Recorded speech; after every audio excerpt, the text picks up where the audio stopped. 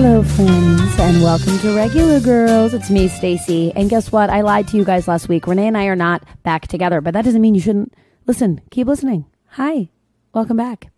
Renee and I have been missing each other for the last couple of weeks. We have been busy. I have been shooting the holiday movie I was working on, working in Second City. She's touring around doing Raw, SmackDown, you name it. And we just have had some crossed wires. So I have been really interested in the guests that we've been chatting with, and I hope you've been enjoying them as well. And today, I feel very, very lucky to say that I got to chat with one of my pals, Roger Bainbridge. He is one of the funniest people I know, one of my most favorite conversationalists. I think he's one of my most favorite people to sit down and talk with. And I'm just so glad that we got to record this conversation today. We pulled his tarots. He will talk later in the pod about how nervous he was. And I think actually the poll was one of my most interesting polls so far. So I hope that you guys enjoyed that segment. I'm going to continue talking to some of my most favorite people and pulling their tarot cards and make that in addition to Regular Girls. So I'm really excited. I've been working on that. So that is coming for you. So here's a little taste with Roger Bainbridge. He is an improviser, comedian, writer, creator. He's a part of an incredible sketch team, group, amazing collection of talented people called Tony Ho, which you guys should absolutely check out. I'm going to put all of Roger's information down in the description bar, and I recommend that you have a look-see because he's really, really fantastic. So before we get into that conversation, however, I do want to talk about Daily Harvest. Daily Harvest, our dear, dear friends at Daily Harvest. You guys have heard us talking about them. We love them here at Regular Girls. Daily Harvest delivers one-step prep, frozen, plant-based eats straight to your door with your choice of smoothies, savory harvest bowls, soups, functional lattes, overnight oats, and more. So Daily Harvest makes healthy eating easy, which you will find in this podcast with Roger and I, that I struggle with healthy eating because who has the time? But with Daily Harvest, they make it so easy, especially if your focus is plant-based foods, which I really try to be as much as possible. So these meals are ready in as little as 30 seconds, and this is truly no joke. So you can do more of what you actually want to be doing.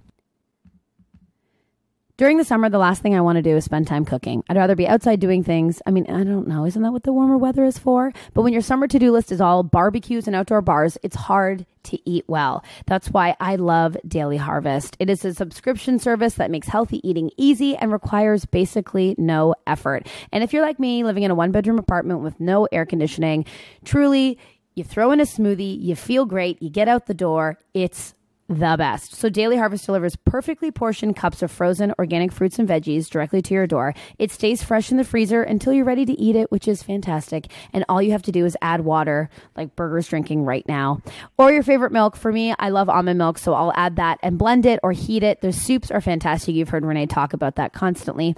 It's truly the perfect thing to have on hand for those days when you don't have time to cook. But we do have time to listen to Burger drink all of the water.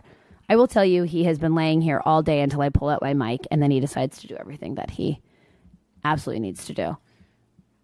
Thank you, Burger. Now I'd like to continue talking about Daily Harvest, if that's great. Thank you so much.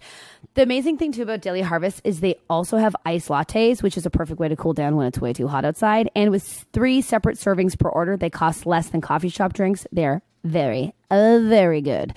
Daily Harvest is a great option to fall back on.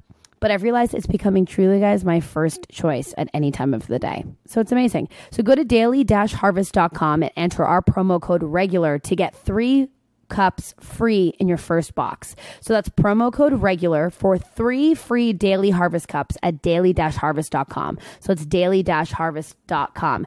And thank you so much, Daily Harvest. You make Regular Girls possible. Now, with no further ado, here is my amazing conversation with Roger Bainbridge. And try not to fall in love with him. It's going to be very difficult.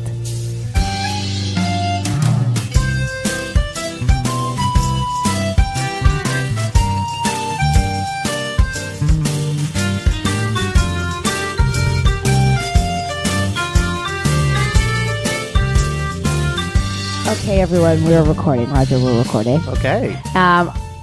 Welcome to Regular Girls, everybody.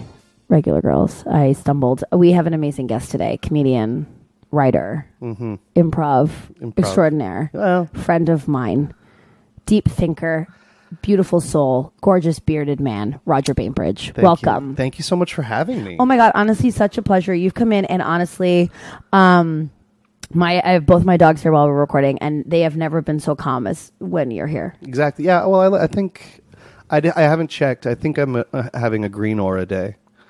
So that might... You know, it's funny. I know you're making jokes about auras because we're about to pull your tarots and I have crystals everywhere.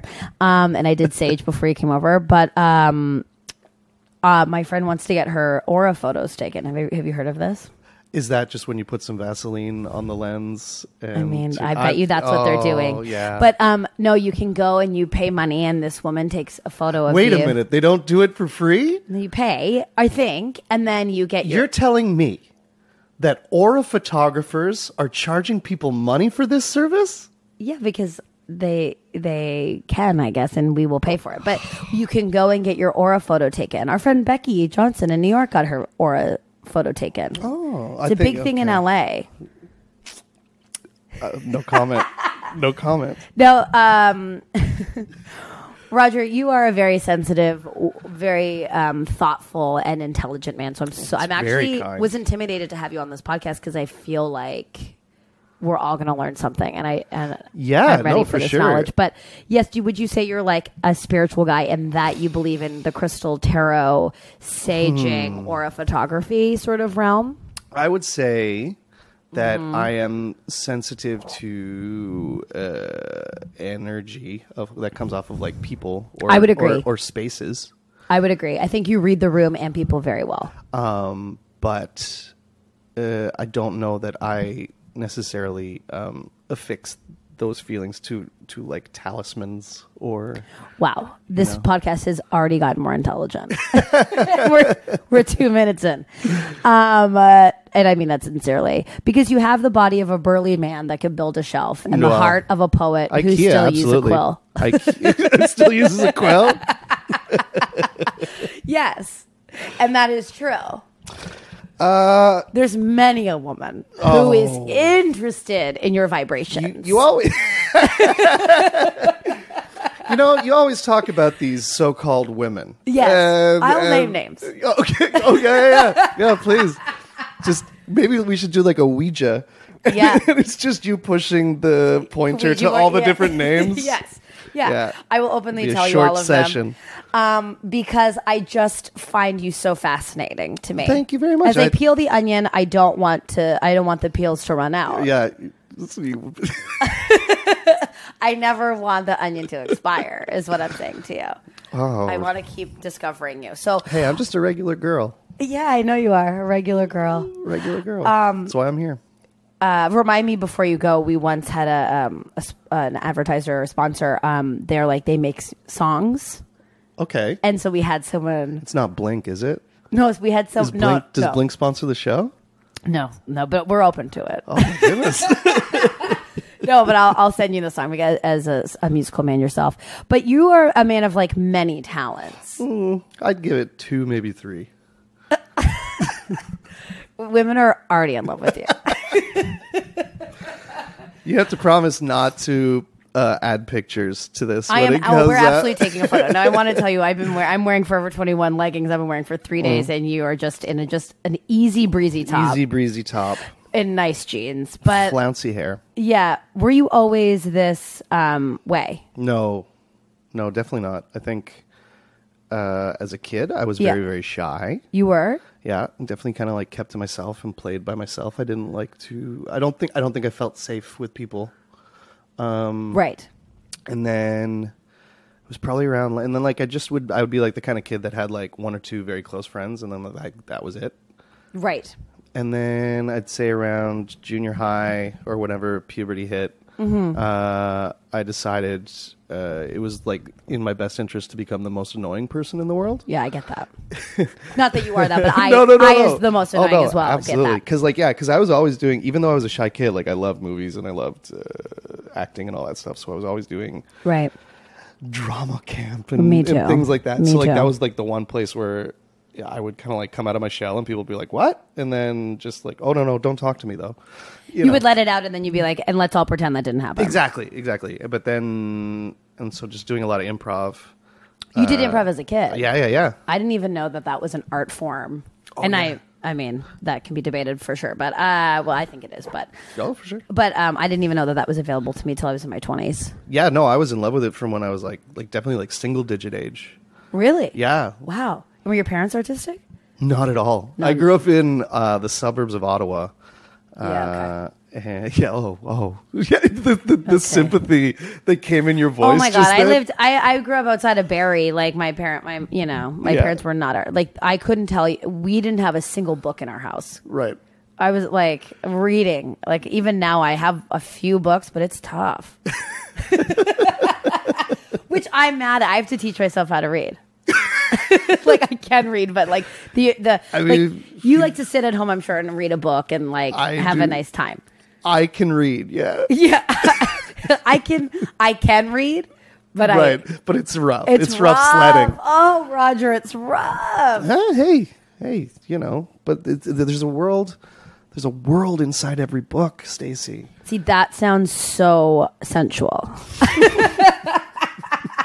No, it's true. No, I was always jealous of like shyer kids because I couldn't ever turn it off. Not the hobbits, like no, like from a book. Not shyer kids. Not shyer. Honestly, and this is unrelated to this podcast. This last week, I think my mouth is melting. I don't know if it's because of the weather, but people are like, "What did you just say?" No, I was just making a stupid book joke. No, I know you were. Because that was like my book bullying. Wow. Guys and gals, line up. We got a punny literary scholar in our midst. Yeah. No, I was always jealous of shy kids because I was loud. It was such a defense mechanism, which it still maintains to be for me. But I couldn't turn it off, so I would go on stage and be too much, and then be off stage and be too much. And like even when you were very young. Yes, and I would be like I would see like my sister's very shy, or I would see like people who. Not even shy, but needed to decompress alone. Might I counter? Maybe your sister seems shyer because you were taking up so much of that space. Oh, for sure. And this was her compensation. You know? And the tables have turned. Yeah. Oh no, for sure. My sister would, I think, she would just become enraged and over it, and then just beat the living hell out of me. Oh, she would lash out physically. Oh, she would just throw me across the room. Wow. And I'd be like, deserved. I'd be like, I know. Because it's like, I know in a room when people have had too much. I know. Because they toss you across the room. They toss you across the room. Hey, clear signals. Clear signals.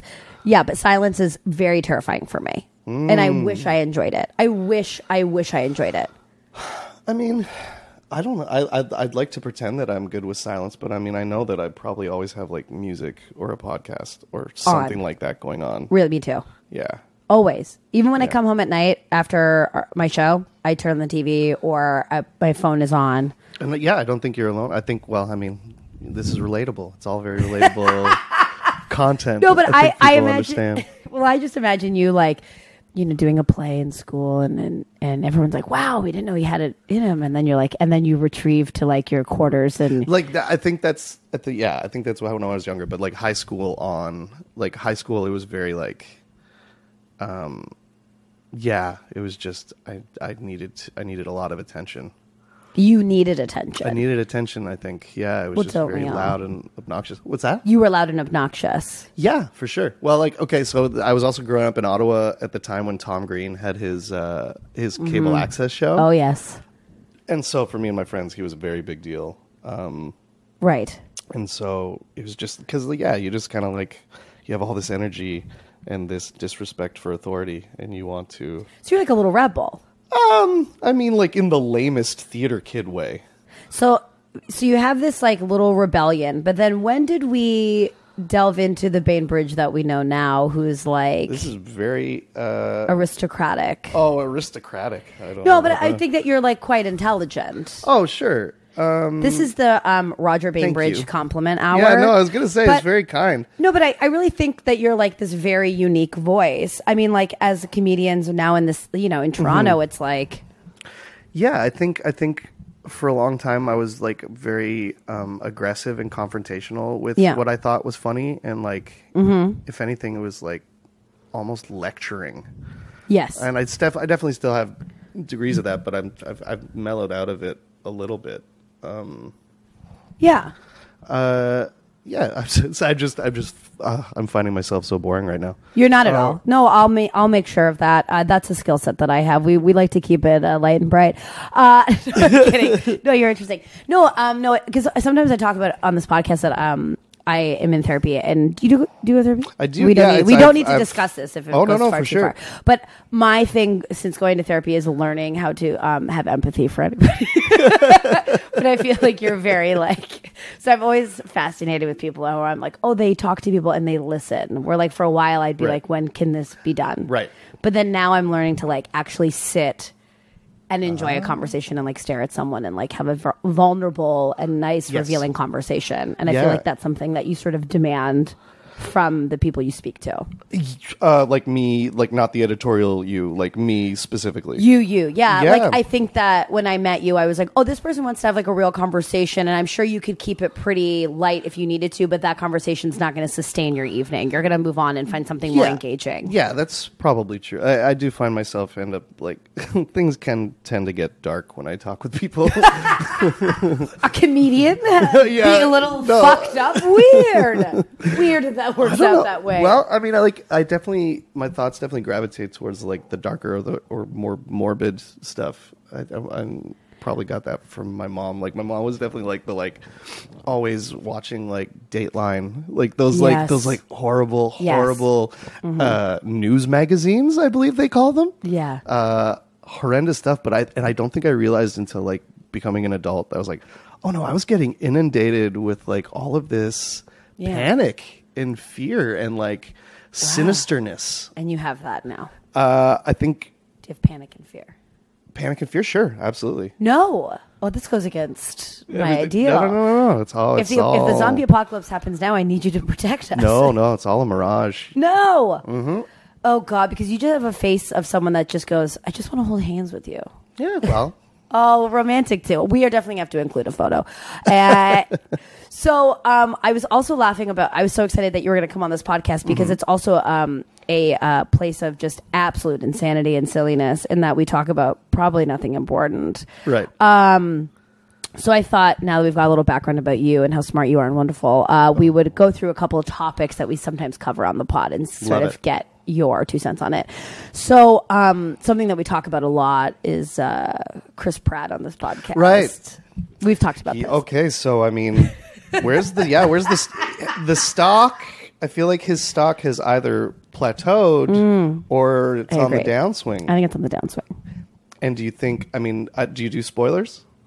On what? What are you talking about? Well, Jurassic Park? Did you see, well, that one, yeah. Oh. I didn't see it, but. No, did you see Infinity War? I have not seen Infinity War, but someone came up to me at a bar and ruined it in 3 seconds. Okay, right. So, spoiler alert! If you haven't seen Infinity War, we're going to tell you now. Go ahead. I won't spoiler it, but like there is a contingent online of people that blame Chris Pratt's character for making really bad decisions in that, and like it really angers people. Well, we know that he's an actor, right? And that's been written for him. You'd expect. Well, we'd expect, but we don't know. Yeah. Do you think that? How do you feel about thin Pratt versus fat Pratt? I think fat Pratt was funnier. I agree. Which is unfortunate because I think it's a horrible comedy stereotype for some people that like. But it's true. Like, do you is this like I suffer from for sure body issues and that it's like I wish I was this thin as a model, but then I also love a glass of wine and a 3 a.m. pizza. So then I sort of like, I like to eat, but I'm also now like, I'm sitting here very aware of my arms. But comedically, my material is about that struggle. So then all of a sudden, if I show up on stage with a 6-pack, not to say I can't have material. Right. But in my mind, I'm like, would it be as funny? Well, and it's funny because I think about the show you're doing right now at Second City. Yes. There's a very good scene that happens in is it Weight Watchers? Yeah, Weight Watchers Mini, yeah.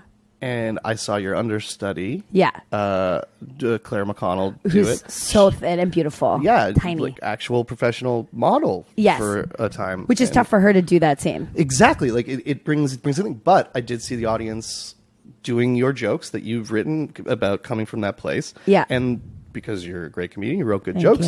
Thank you. They're still hitting, even though there might you might worry that there'd be like a visual dissonance. For sure. You know? So I guess I use that to thwart your thesis that you would not be funny if you were. I know, but then maybe now that means I just have to do more sit-ups, but which is upsetting. But do you struggle with that as a guy? For sure, absolutely. I think you can't do what we do, like where people look at you all the time without being aware of that. And I also feel like, and correct me if I'm wrong, but I feel like women. And not to gender this, but I feel like women are constantly made aware of their body from a very, very young age. Mm-hmm. Like, I mean, my body was always defined even since I was like 5 years old. I always knew I was like chunky, and that was a thing. I didn't know if it was a bad thing or a good thing, but I knew that I was bigger than other people. Like that was made aware of. So now I'm aware of it, and I was aware of it my whole life. And I feel like guys don't really have that until they hit like their 30s and their metabolism slows down, and then they get the 30-year-old like slowdown where they're like, my pants don't fit. What's going on? Huh? Where do you get pants? Like I've been eating the same thing since I was 23. What the hell's going on? And then I feel like something happens to men who hit 30, and then all of a sudden they gain this sort of body awareness and sort of have that reaction. But again, that could be me just gendering it. I think, yeah. I mean, I think that there are definitely men that probably had issues with body and food and things like that. That goes for the thing, but it's like, were you aware, or were it wasn't as much of a thing for me. I remember being in like grade 8 or something, and I had just done like some stupid joke where I'd like painted something on my chest or whatever, and they took a picture of it for the yearbook, and I remember opening the yearbook and seeing it, and I was just kind of like, oh, is that what my fucking body looks like? This little doughy little boy. Like I wasn't like husky or anything like that. But I was definitely like, oh, I don't look like the kids who play hockey, do I? No. That realization. No, yeah. But definitely that was probably like the first time of me being really aware of that. So that's like 13. So you've kind of always been aware, and are fine with it. Yeah, I mean, I'm not to imply that you don't have a great body. I think you're a very attractive guy. But. Easy. No, I think I struggle with it. As well, or like, but in the like put it off way that you were kind of going like, well, maybe I just actually need to do a few sit-ups. Like I'm always just like kind of like things can't keep going this way. Like it is that 30-year-old slowdown, and it's also just like there's a mortality. For tied sure. Up into that, and for sure.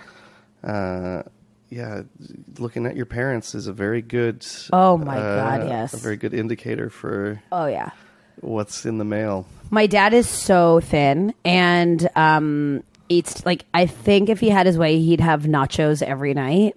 He makes nachos. I can do that for him. Yeah, you make nachos. I'll make nachos for your dad. He'd love it. Nachos, pierogies, that's sort of what he eats. But my mom like really struggles. But I've always had a really slow metabolism. But I also think I'm unaware of what I look like physically. I have no concept. Couldn't tell you what I look like, probably. Voluptuous, curvy. I don't know my body shape. And also, now that I'm in my 30s, sorry, my dog Burger looks like he's being decapitated by the floor. But couldn't tell you. Wow. Burger's, he's stretching out, kind of being like, examine my... He's doing his very much paint me like one of your French girls pose. Yeah. It's beautiful. No one's going to paint you, B. We're not interested. Now, I have, that was... But yeah, anyways, body Fat stuff. Brat Funnier, on YouTube, the bloopers from Parks and Rec. So good. He's hilarious. Those are so funny, and I watch them almost weekly. Maybe bi-weekly. Yeah, that might be an issue. A problem. Bloopers in general. Not that, not the specific video, but there's something about bloopers I love so much. Can I point? You ever talk about pornography on this show? We haven't. Never? No, I know. Should we? That's odd. Well, no, only to bring it up because, like, you said bloopers, and I remember being on a pornography website and seeing a link to a video that's like porn bloopers, and I was like, funny? I was like, well, these aren't funny. This is like something's happening, and then like someone gets a dick in the eye, and then it's like, oh, this is awkward. Let's get back to fucking. Really? It's like, yeah. It's just like And like, is there like a guy? Are there like guys like masturbating and they're like, haha, that's very funny. Ha ha ha ha. Oh no. Yeah. Oh, see, it got dark again. It didn't get dark at all. I was thinking, it made me think of like people who aren't funny who think they're really having a funny time, and you're like, no, this is terrible. Or like they need to bring, like they're watching that much pornography that they need like they need a comedy. They need a comedy section. Like, you know what I mean? They need like a genre change up. Yeah, it's sort of like doing like a really serious movie, and they're like, well, we had to keep it light on set. It was jokey. Yeah. It was very, very light. Ugh. Do you think that you could date someone who wasn't funny? Like, do they need to be like? Because I require that. Yeah, I think it's definitely something that I find. It's one of the first things that I notice about. You have people. To be funny. Like, and I do think everyone's funny in their own way. Sure. But like, I don't need necessarily someone who like makes a ton of jokes per se, as long as like as long as just wit. Yeah, or just the way that they look at the world and behave. Right. Sometimes like just like if I just find their behavior charming and funny and unaccountable for, like it's that's kind of the thing. What a sweet definition. Oh, I don't know. Well, you're romantic. What's your sign? What are you? I'm Pisces? Leo. What is the Leo? Do you know the fire traits? Sign? You're the fire sign. Do you believe in horoscopes and stuff? It's all that shit. I mean, like I'm sorry, I don't know if you're allowed to swear. We've already been doing it. So okay. I mean, go for it. So fucking Leo is like it's I don't know, it's the kind of thing that you'd expect from, I guess, comedian type people. They kind of really take up a lot of space. They need the drama queen. That's they need what it attention. Said. Yeah. Wow. Well, I said comedy, but okay. When's your birthday? August 17th. It's coming up. Wow. What are you going to do for it? I think I'm doing a show. That's nice. I thought the last like 3 years I've done a show on my birthday. It's great. That's nice. I thought you were going to be like lighting a candle. Oh yeah. Setting intentions. No. So it says that you're fire. A good day is courageous, kind, generous, loyal, protective, nakedly honest, entertaining. A bad day, arrogant, wasteful, sloppy, cold-hearted, jealous, and aggressive. Ooh. Are those true? Yeah, I think I've been pretty good about avoiding jealousy for most of my life. I'm not a jealous person at all. Don't have time. Don't have time for it. I mean, not to say that I haven't known it. I have. And I've known jealousy. Oh, for sure. I've dipped in that pool. For sure. I can think there was like one relationship I had in my 20s where it like it was, and I think it showed me that I was like, oh, there's not a lot of trust in this relationship, because if I'm feeling this way and just obsessing over this, that's not good. I also feel like any relationship in the early 20s is the basis of it is jealousy. Oh, you're so insecure. I mean, like, I wouldn't say like in your like 27 or something. Like, sure. But if someone tells me and they're 20 years old that they're madly in love with this person and it's all going great and like it's perfect, I'm like, absolutely not. There's no way, because you're so insecure. You're still figuring yourself out. Hate to break it to you, but like for sure. And well, let me counter with this, and Please. This might be super, super lame. Is there not a dynamic in romantic relationships, and maybe more so when you're younger, where you're a little bit jealous of what that other person is? Like, yes, like that they had, and you're like, I want to be that. Yes, I want some of that. Absolutely. I mean, I think that's what it is, because you're so scared of yourself in your 20s, and I think in your 30s you start running into yourself, and then you're like, oh, well, this is just who I actually am. Yeah, and you realize I don't need to be that. I rather would like to have that as a compliment to what I am. Yes, 1,000%. I think that's why it's like we're like Dear Sugars now. What's that? It's a podcast. It's like a New York Times podcast about relationships. You think we're that elevated? Oh, absolutely. Well, honestly, like, we're going to get sued. I think you should have a podcast. I mean, anyways. But no, I think that's for sure. Any relationship in early 20s, I find laughable that anyone's putting any stock into it. Right. I just imagine myself at 23. Enjoy your taut young bodies and just be done with your poreless face. Like, enjoy it. Like, me at 20 versus 23 versus 25 versus 27. Like, I mean, that's different people completely. And now me at 32 versus 27 is absolute insanity. And I remember Even friends of mine were talking about they thought their sex life was better in their 20s. I was like, no, for women it gets way better in their 30s because we're not like, yeah, that's great. You're just because you're so scared of a little, like maybe like a little more agency. Yeah, of course, and just like and being able to like not be embarrassed. Right. This is me with ADD spinning off, but it says your favorite things as a Leo is the theater, cameras, DVDs. Not like them Sagittarii with their Blu-rays. Yeah, rich desserts. Do you have a sweet tooth? Not really. Ice cream gets me, but. No, I'm a savory. I'm a salty. Yes, a chip boy. Chip boy. Red roses. That makes sense. Do you like exchanging gifts? Yeah. Who doesn't like? I love gifts. Presents. Yeah, I guess some people don't. They're stupid. Like I hate it when couples are just like, we're just gonna. We're not doing that. We're not doing that this year. Sometimes in past relationships, we did not exchange Christmas gifts because that was the gift because we had family to give to. Right. But I still was like every year hoping for a surprise present. I guess the question is like, did those relationships work out? That was the gift. Singing affection. Are you affectionate boy? You PDA boy? When I'm. I don't mind, like not aggressive. No one wants aggressive PDA. But I do like, yeah, I would definitely feel a twinge of rejection if I went to go like give someone a smooch in public and they're like, oh God, no. Yeah, I don't get that either. I'm very much like a handhold, a back caress, a smooch. I mean, like, who are we kidding? Because that stuff, it doesn't need to be sexualized. It's just nice. It's just sweet. Intimate. It's intimate. Yeah. You're not scared of intimacy. Oh, I wouldn't say that. Well, I mean, neither would I, but that's too much. I did a clown workshop, which is the dumbest and most theater thing that's ever been said on this podcast. But I was, and in general, and probably regular life. But the big thing about clown is like staring into someone's eyes. Mm-hmm. And I was just terrified. Yeah. That's hard. Yeah. Well, it's intimate. I remember watching people I did theater school. Me too. There was a clown component, and they make you put on the red nose and just stand in front of people. And people like are very uncomfortable. Some people very. People would like break down crying.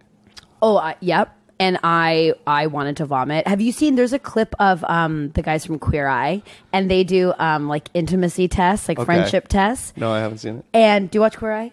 I watch it, or I can't really because it gets me too emotional. Right, but like it's hard to like. It's hard. Go like, yeah, I want to feel that right now. Like even if it's nice feelings, it's like it's just a mess. I put off things that will make me cry, like movies that will make me cry. Exactly. I put them off all day long. Yeah. I don't want to feel anything. So that's that's my approach. But it's a great show. Well, maybe don't watch this clip because it's like a friendship test, and they have each other stare into each other's eyes. Mm-hmm. And Tan is so comfortable to do that. And it almost becomes like erotic watching him and Karamo stare at each other's eyes because Tan is so okay with it. Right. Jonathan is like doing it, but like doing a bit of a bit, which is like how I would get through lengthy eye contact, is doing a bit of a thing. Mm-hmm. Moving around. No one knows, but we're maintaining eye contact this whole time. We are. Too. I'm proud of us. Mm-hmm. But now I'm going to break it because I have to. It's like that Abramovich thing. Are you comfortable in this tiny chair that I've placed you in? I'm doing my thing. You comfortable? It's not a. This is sort of a paint me like one of your French girls pose that you're giving me right now.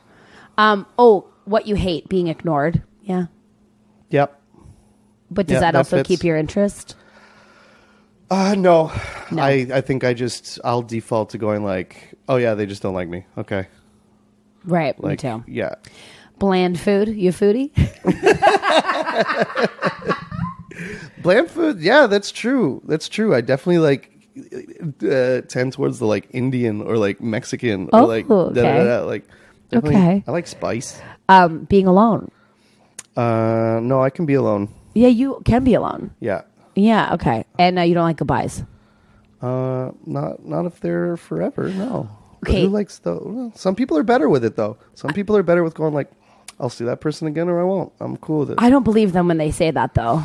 I do. I think some people are better at understanding the journey concept of life. Yeah, and you know what? I got to lean into that because I think I'm always trying to define something and make something the thing of all things, always. So it's like people just come into your life for a special amount of time, and why are we always looking for the end of that relationship? Why can't we enjoy it for what it is and then let it go? I know. Yeah, it would be nice. Tricky. Yeah, it's true. It's that loyalty thing gets in the way. I'm too loyal too. I'm loyal to a fault. And what has it fucking gotten us? Nothing. So lonely. Jesus Christ. Well, I think it's because I put too much expectations on my relationships where I'm like, my friendships and romantic relationships are unaware of the stock I put in them because I'm scared to be vulnerable with them to let them know how much they care about me. And then when I feel that they don't care about me as much, I get mad. Right. Do you worry that people are going to find you too needy? Yes. 1,000%. And the thing is, I tell myself I'm not needy, so needy. But you know what it is? I don't think I'm needy in like time, but I'm needy in validation. I need to know people care about me, which I'm finding okay to finally say. And what love language do you feel you hear or receive best? But here's the thing: I don't know anything about these love languages. Do you know them? I don't have them memorized. I know one's like kind of like. I express it through physicality. I express it through doing for gifting and gifting. or picking up from the airport or something. Tasks. Yeah, picking up from the airport, which is hard. I tried to have a relationship where the only thing I did for them was pick them up at the airport, and it was. Even they hardly traveled. Fuck! I was just like, when are you going on? What's your love language though? I'm looking this up. In my love language? Yeah. What's your love language? I think I derive a lot of my identity from comedy, right? I just really there's nothing that feels better than like someone you love, like making them laugh, like making them like, what's that? It says words of affirmation, quality time, receiving gifts, acts of service, and physical touch. Those are the 5 words of affirmation, physical touch, quality time. The language is all about giving the other person your undivided attention. Yeah, I don't know. I mean, I'm a big, once I'm in, I'm a big cuddler. Like, That's so sweet. That's nice. But I'm not like, but it's because, I think it's because in so much of my regular life, I'm pretty hands off. Me too. And then once I'm in, it's like. That's what I want too. Yeah, that makes sense. You know what? We're really finding ourselves on the same page often, Roger. That's true though, because I think I play a very good asshole in life. And but when I'm in a relationship, I'm just like a sensitive little weird baby. Yeah. Sensitive little weird baby. I am. I'm just like, ugh, just had like to so get silly. The pejorative in there. No. But I think I'm like quite silly and ridiculous, right? But less so in like a social setting, where we would hang out. But anyways, yeah, you'd be like. Yeah. Okay, hand me my earrings. We're going to the gala. Hand me my earrings. You know what's really funny is I was looking up your horoscope and it said how to spot a Leo is the distinctive mane of hair, which you have incredible hair, and regal posture, which you have, which is your whole thing. Oh, that's just theater school. No, it's not, because I went to theater school and I'm absolutely not regal. I love to play regal, but and produce. This is where you'll find them producing and directing and starring in their own independent films, which is incredible because you have a great group, Tony Ho, and you guys make your own stuff all the time. And everyone should check out Tony Ho. Well, I'll put all your stuff in the. Oh, that's cool. And swept away in a romantic escapade, which is what you're just talking about. Sorry, my friend keeps texting me because yesterday, I was having a conversation with friends about this animal that my friend Audrey owned, that its tail would, if you touched its tail, it would fall off. Are we not speciesing the animal? Like, is that... No, but I couldn't think of the name of it. And they were like, you're talking about an iguana or something. I'm like, no. And I was like, it's like a chinchilla or something. They're like, you're so wrong. And I'm like, no, this animal exists. There's a big difference between chinchillas and iguanas. But they all thought I was talking about it. Is iguanas, if you touch their tails, would fall off? It's some of them. Yeah. So they were like, no, you're wrong. So my friend is literally just texting me right now. And she says they are called a dagu. A dagu. A dagu. So she had all these dagus. And I know my accent or whatever voice makes it say Dago. Listen, I'm hearing it too, folks. And then she, knowing me so well because we've been friends, knowing that I was I was like, no, this animal exists, you guys. It's like a chinchilla. Yes, this piece of information. She knows me very well. She was like, yeah, good luck. And you know what? You know who you guys are at Second City. It's a Dago. It's a Dago. It's a Dago. All right, so here's the thing. We've been chatting. I think it's going well. Now, I've told you that you're going to come in. We're going to read your tarots. I know. It's terrifying. People get really nervous. I like the concept of this Who podcast. Who dares mess with the black dark arts? This is not territory we're meant to tread. I'm not even kidding. When I told people, the listeners of the pod, that I was getting this deck, someone said that you have to be gifted a tarot deck, which no one was ever going to gift me this. Yeah, and buying it from the internet's even worse because I bought it from Amazon. Oh, and so you didn't even have like a retail person like hand it to you. You could call that a... No. But what happened was, anyways, I won't bore you with the details, but this was a canceled order because it was just impossible to get something delivered to my house. But then it rerouted and it got to me. Like, it was already canceled and then a week later it came back. So I was like, I'm taking that as a sign. That's fate. But someone said they had a cursed deck and they brought this deck into their home and their life for a year was cursed and they had to burn it and bury it under a full moon. Cool. But I choose to have a fun with this. So we're going to read your tarots. Okay. So, but a lot of people get terrified when I ask them to come on this podcast for me to read their tarots because I think we're scared to as dumb as we think this is, we think maybe the universe will give us something we're not prepared to see. Mm. Yeah, it's. But we can ask something silly. Yeah, no. Oh, I'm just trying to think about like why it would give me any kind of apprehension. It gives me apprehension for sure. And I'm like, well, I guess it's, I don't know, like part of what we do is about like investing in things and endowing it with. Absolutely. It's more fun to believe in it than it is to not. That's what I'm saying. So do you know what your question is going to be? I think my question is going to be about, because I feel as though right now in my life, I lack a certain drive and willpower. Right. I relate to that. Currently, right now in my life as well. Yeah. So I guess it would be kind of around that. What's going on? Yeah. Is that What's enough? What's blocking you? Yeah. Is there enough in that? Yes, that's a perfect question.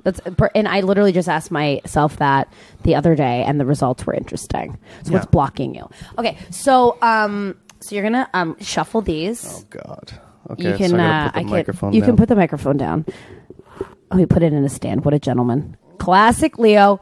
So you're gonna shuffle them as much as you want. And I am shuffling them, Stacey. That's the loudest you've been. I'm kidding. So you're going to shuffle them, and you're going to think about what's blocking you. That's what they say to do in the book. But I don't know what's blocking me. No, you have to say like what is blocking me. You're asking the question. Oh, gotcha. Okay, I'll do that. You're putting the intention into the card. So you want to. This is what the book said exactly. The closed eyes is just very like natural, and I like that you went there. So you're going to do that. Now, you're going to put them on my couch here, and we're going to split them into threes, and I'm back. And now you're going to put these together however you want, in the order you want, just to stack them into one thing. Great, perfect. Now, here we go. Okay.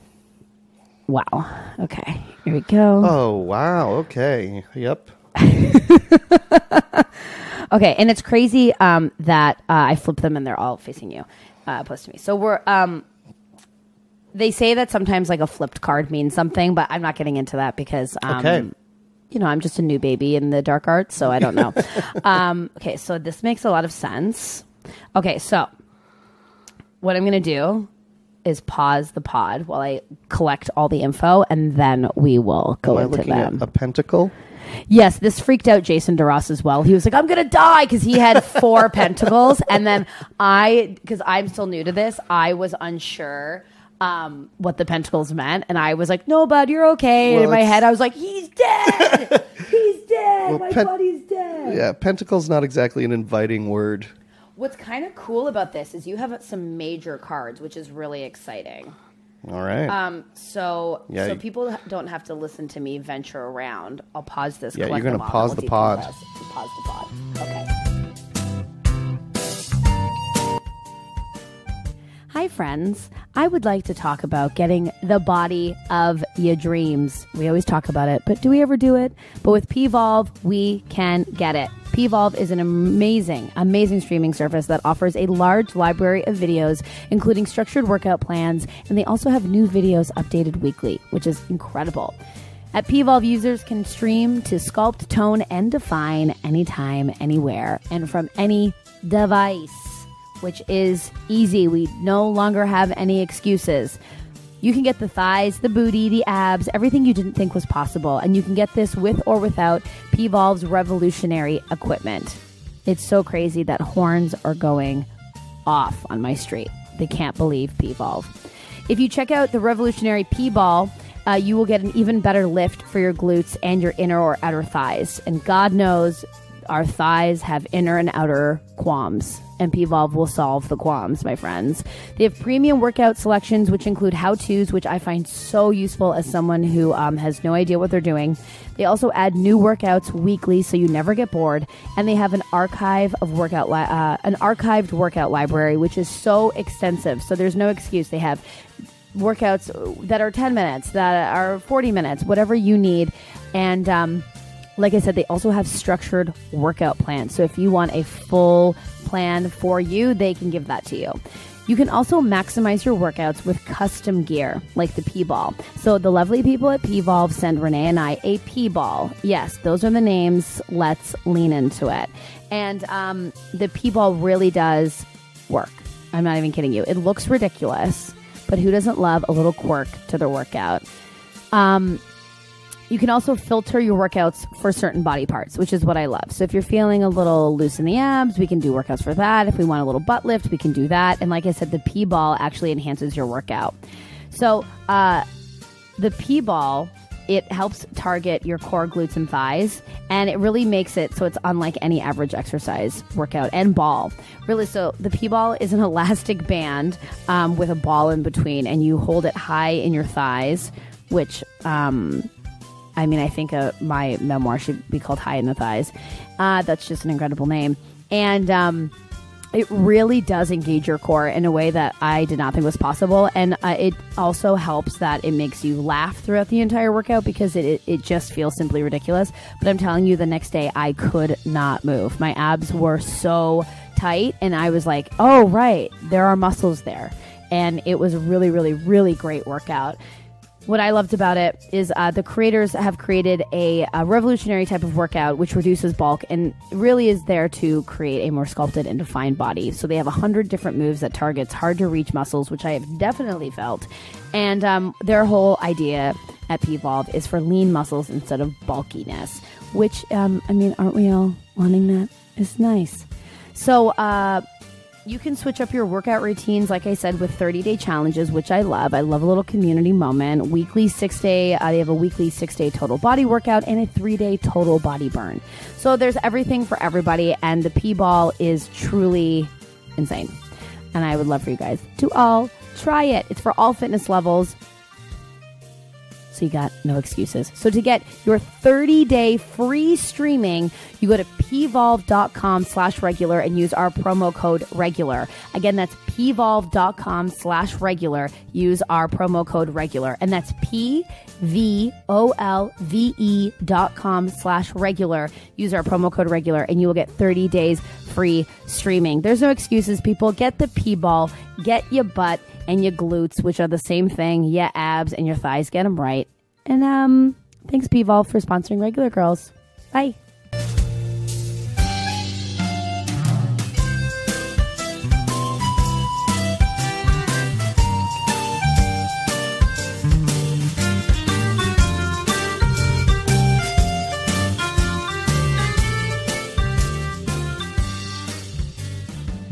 Okay, so we have collected the information. Burger's now on the couch licking. And you know what, guys?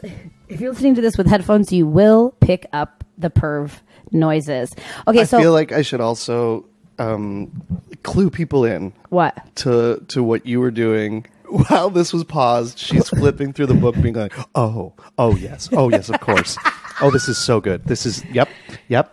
Oh, no. I'm excited for you. Okay, so essentially I did a 4-card spread. So essentially this main card, which I'm going to pull up, which is the 8 of Pentacles.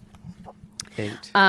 Is the true thing you're like trying to get to. Right. Or this is the solution to your blockage, and this is what's preventing you from getting here. Okay. So the 8 of Pentacles is...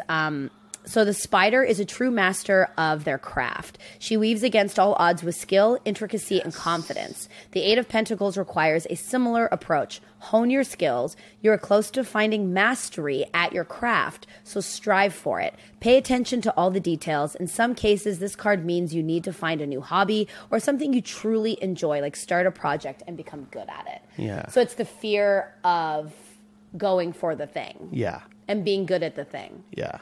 Does that... No, I hear that. You hear that? I'm going to move this away from my dog, who just... Burger's doing this new thing where he just licks all the time. And that's fine. I'm not going to judge him for the things that he's into. Well, it's because you got this aroma thing that's putting it into the air. Maybe he's tasting the air. Well, maybe. I'm scared that my house smells like dog, so that is constantly burning, just to let you know. Okay, so does that make sense? Yeah, I mean, you know... You can go as deep as you want. You know, exactly. Like I mean, you don't have to reveal what you don't want to reveal. So these are the things that these are the things that I had one. Oh, here it is. So the Ace of Wands. An extremely high energy card, the Ace of Wands indicates new growth is all around you. Your ideas and outlook will expand, and creativity seems endless. This fertile time can also have literal meanings like a pregnancy or a birth, but it often means a birth of a... No. It often means like a birth of a new idea. I love it. Though it's thrilling to embark on your new journey, your good judgment is needed more than ever, so don't rush into it. Do you find that you're being really inspired these days? I'm trying to be. I would say that I'm throwing down the challenge to myself to think of new things. Yeah. Okay. Okay. I mean, yeah. Yes. So Justice card you also got, which is a major arcana card, which is like a big card. Oh, God. So with tails entwined, 2 cats look directly at you, waiting for you to choose between them, which is right and which is wrong. The Justice card implies a weight or heaviness surrounding a choice you have to make.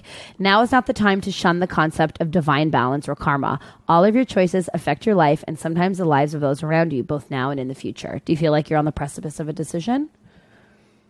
And honestly, that's the coolest I've ever sounded. Well, I didn't. Oh, no. Have I freaked you out? I don't know. Well, yeah, I mean... in love, again, go as deep as you want, but life, career, romance, friends, decisions. Are you like... I think it's lifestyle. Yes. You're on the precipice of can I continue being like this? Yes. That's a big decision. And I understand that, too, because it's sometimes I'm like, can I keep living like this? Yeah. Especially I think if you're asking yourself that, clearly the answer is no, right? Clearly the answer is no. But then it's but the scariness is it's such a rhetorical question. Well, it is a rhetorical question, but it's also we work at night. We're predominantly at night. Yep. I mean, I definitely love a glass of wine, but then it's but then I see my friends who are in bed by 10:30 and blah, blah, blah. And the grass is always greener, but you need to find a balance. I think you can't be one way or the other. Yes. And I think certainly in our lifestyle, I think we can lean sometimes one way a little too much. Yes. So that makes sense that a lot of maybe sense. you're feeling blocked because of those questions. So whatever. Love it. There's that. And then, Burger's sitting on all the cards. Thanks, Burger. The last one is the Hermit, which is crazy because we were just talking about spending time alone. Mm-hmm. So the Hermit, again, is another big card. The idea of being a hermit is not supported in our society, but in the realm of tarot, hermits are highly celebrated and valued creatures. Through meditation, solitude, and stillness, they bring wisdom to all. When this card appears, it's time to step back from the business of day-to-day life and focus on your inner realm, becoming more self-aware.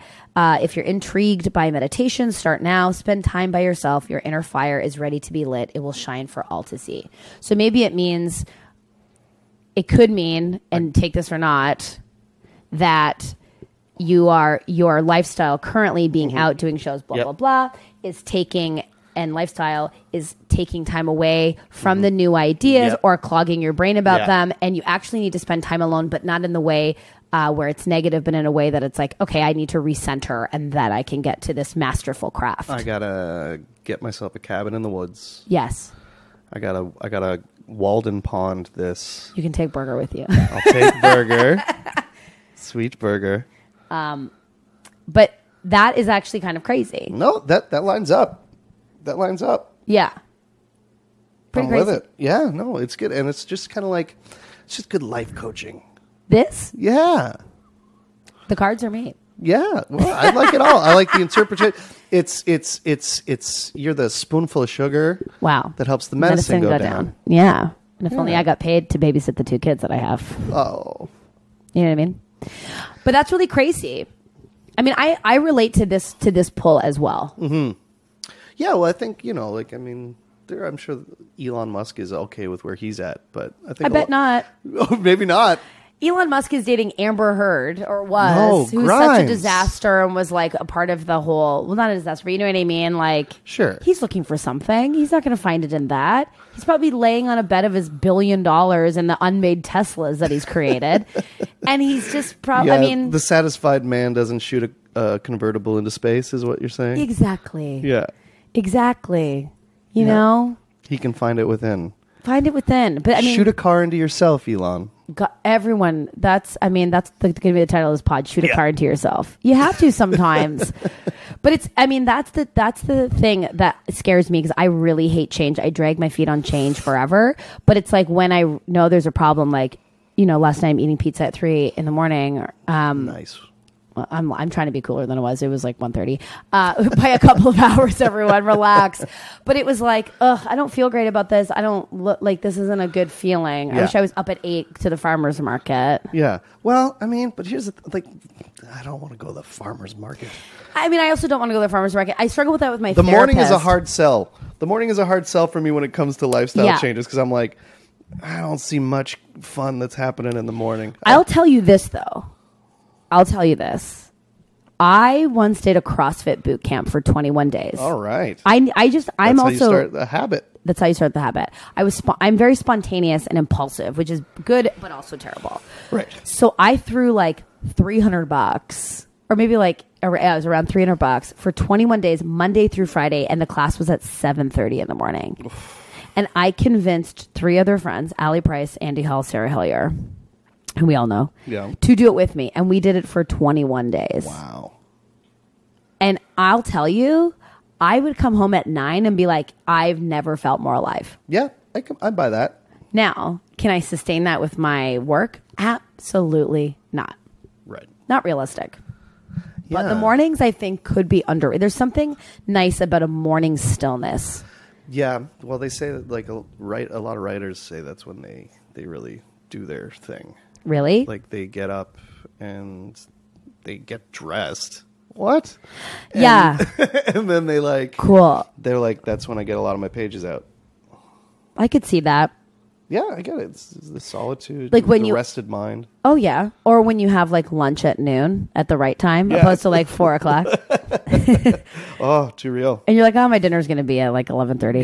Yep. That's we're on the same schedule. We're on the same schedule here, and it's nice, but we're on the precipice of change. But then there's also that of what will that mean? Does that mean I don't get to have the things that I enjoy or do the things I enjoy because I'm changing a lifestyle here? But at the same time, I'm like my dad had or has heart issues. Oh no! And when that first started, which was probably over 10 years ago, right? They were just you can't drink anymore, and he wasn't hard Scotch drinker or anything like that. Yeah. He would drink beer and stuff, but they were can't do that anymore, and he just stopped that. No more alcohol. He hasn't had alcohol since, and he's just I was like, was that hard at all? He's like, yeah, sort of. But I mean, it's not like I didn't have enough beer in my life. You know what I mean? I mean, that's true. And so I kind of think about that where I'm like, it's not like I don't know what that is.